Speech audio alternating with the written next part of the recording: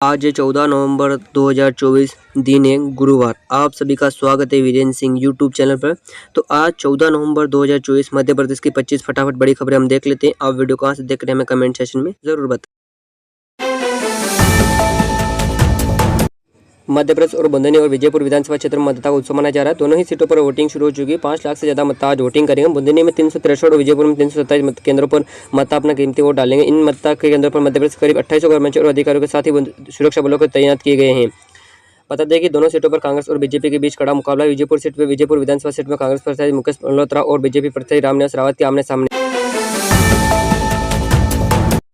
मध्य प्रदेश में विजयपुर और बुंदेली विधानसभा सीट पर उपचुनाव के लिए वोटिंग जारी। आज मतदाता वाले दिन बीजेपी प्रदेश अध्यक्ष वीटी शर्मा और कांग्रेस प्रदेश जीतू पटवारी शाहपुर में रहेंगे। इस पहले कृषि मंत्री शिवराज सिंह चौहान ने बीजेपी उम्मीदवार से पक्ष में वोट करने की अपील की थी। वहीं पूर्व सीएम कमलनाथ ने बदलाव की बात कही है।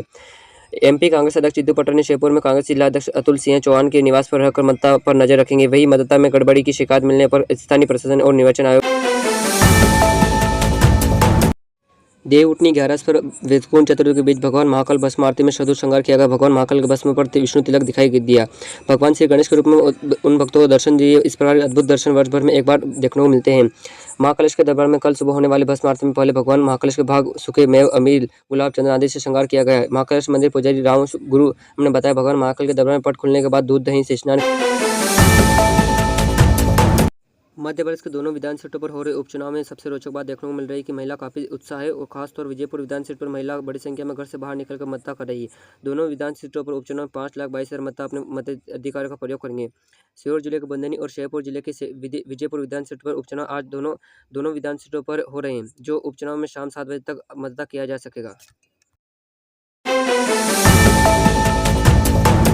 उपराष्ट्रपति धनखड़ ने 86वें भव्य अखिल भारतीय कालिदास समारोह में वितरजनों को उपस्थिति में गर्मिया शुभारंभ किया। समारोह को अध्यक्ष राज्यपाल मंगू पटेल की मुख्यमंत्री मोहन यादव की समारोह में गर्मिया मौजूद रही है।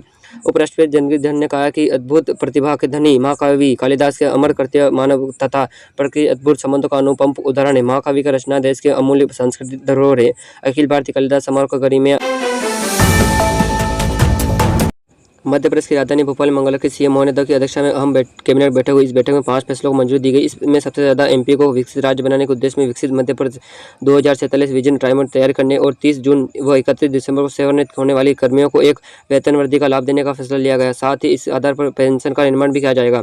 सीएम मोहन यादव ने कहा कि पीएम नरेंद्र मोदी के लक्ष्य में 2047 तक मध्य प्रदेश एक विकसित राज्य बनेगा।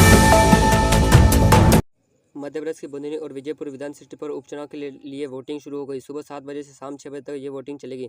मतदान केंद्रों पर सुबह से लोग पहुंच लगे हैं। विजयपुर से खास ध्यान देते हुए सुरक्षा का इंतजार किया गया है।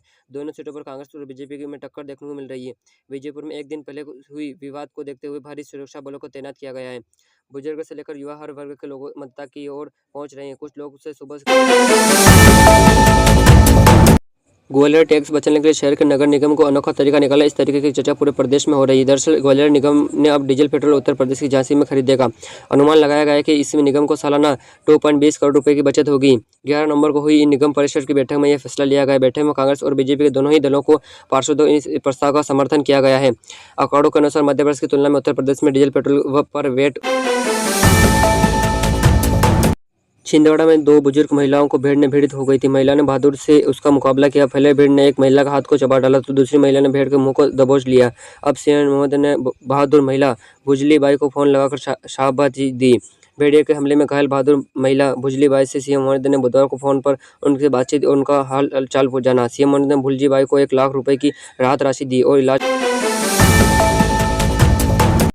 मध्य प्रदेश के टर्मी विधायक अभिषेक शाह ने कहा है कि हरदा जिला गो विकास का संबोधित की दृष्टि अत्यंत समर्थन जिला है। यहाँ बिजली, पानी, जंगल, रेलवे, रोड कनेक्टिविटी जैसी सभी मूलभूत सुविधा उपलब्ध है।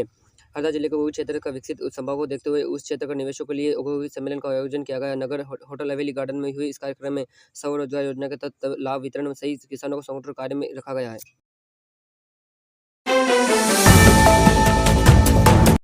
चुनाव में गड़बड़ी की आशंका को लेकर कांग्रेस ने बीते दिन कलेक्टर कार्यालय पर प्रदर्शन किया। इस मामले में प्रशासन ने 15 कांग्रेसियों पर शांति भंग करने का आचरण संहिता का उल्लंघन करने का मामला दर्ज किया। इसमें पूर्व लोकसभा प्रत्याशी सत्यपाल सिंह सिकरवार सहित अन्य नेता भी कार्यकर्ता शामिल है। मध्य प्रदेश के 2 विधानसभा सीटों पर हो रहे विजयपुर उपचुनाव के लिए मतदान हो रही है। राजनीतिक दृष्टिकोण से ये दोनों सीटें ही अध्यक्ष महत्वपूर्ण मानी जा रही है।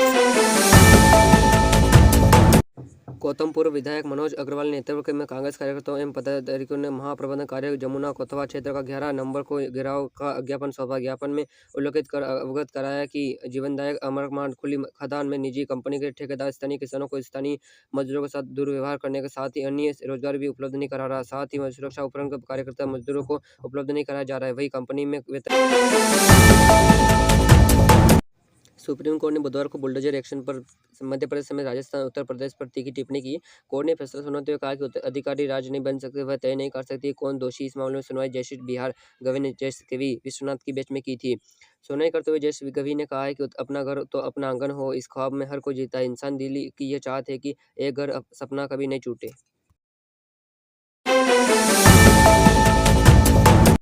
मध्य प्रदेश के सीहोर जिले के बुंदेली विधान सीट पर उपचुनाव का रण जारी है। सुबह 7 बजे शुरू हुई मतदान के बाद सुबह 11 बजे तक आंकड़े सामने आ चुके हैं। बताया जा रहा है कि 11 बजे तक क्षेत्र में सभी पोलिंग बूथ पर 36% मतदान हो चुकी थी।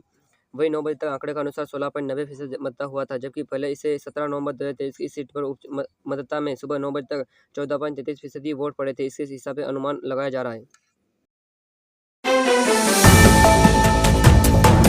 शेरपुर जिले के विजयपुर विधानसभा पर उपचुनाव माहौल गर्मा गया है। यह कांग्रेस में पता नेताओं को आचार संहिता का उल्लंघन कर चलते गिरफ्तार किया गया था। इस गिरफ्तार में बड़ा कांग्रेस नेताओं का विरोध किया, जेल से बाहर जमकर हंगामा यह 1 घंटा तक चला। इस विरोध के बीच शेरपुर से कांग्रेस विधायक ज्यादा से उत्तेजित हो गई। उन्होंने विरोध करते हुए खुद का कुर्ता फाड़ दिया। वह लगातार चिल्लाते रहे, मुझे गोली मार दो, मुझे गोली मार दो।